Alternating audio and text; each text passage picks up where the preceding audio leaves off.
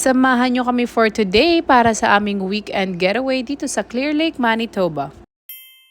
So we spent our weekend dito sa Clear Lake, Manitoba and nagstay kami dito sa Arrowhead Family Resort. Medyo 3 hours nga yung biyahe from Winnipeg to Clear Lake. So pagbaba namin, kanya-kanyang stretching na ang mga nangyari. Kung saan kami nag-book, wala pala siyang elevator sis. So mano-manong hagdan ang nangyari. Itinaas namin lahat ng stroller, lahat ng car seat, and lahat ng luggage. Nag-luggage pa naman kami. Akala namin kasi merong elevator talaga. So we booked for 2 rooms. Yung isang room, may 2 bed siya. So doon kami magsistay nila Eliza.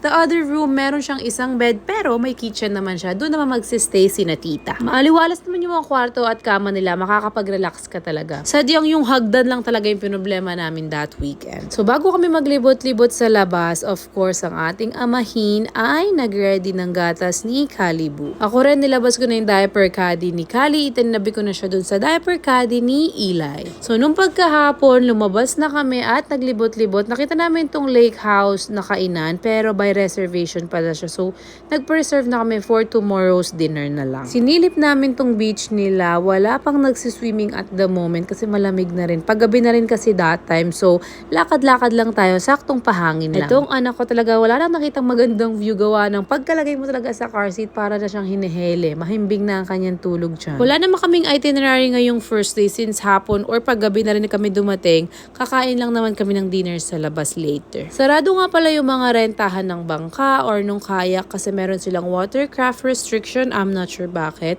So wala kang makikitang jet ski, wala kang makikitang mga yate dito sa lake ngayon. Sinusulit namin laging lumabas kapag maganda yung weather kasi nga malapit nang mag-fall. So it means mag-winter na rin after nun at makukulong na naman tayo dito sa bahay. Halos inikot lang namin yung mga stores doon para makita rin namin yung option namin the next day if may gusto man kaming bilhin. Kumpleto naman sila dito, may mga mini groceries, may mga coffee shop, bakery at mga kainan. Nagising na ang aming bulaklaking princess, so it means siya ay gutom at kakain. Speaking of kain, dito kami magdi-dinner sa restaurant na to and ito yung kanilang menu. Sabi ko kay Dandan, siya na munang mamili, siya na munang mag-order, ako na munang magpapakain kay Kai. Itong restaurant na to, medyo tapat lang siya nung aming nirentahan, so walking distance lang siya. Matin na yung aming mga foods, nauna yung mga starters and salads. Pag mommy ka na talaga, wala kang choice, matututo kang gawin yung mga bagay ng isang kamay. Sabi ko kay Dandan, parang hindi na kita mahihintay matapos kumain. Medyo gutom na ako, so kakain ako ng paunti-unti. Most of the restaurant pala dito medyo Italian. So pasta,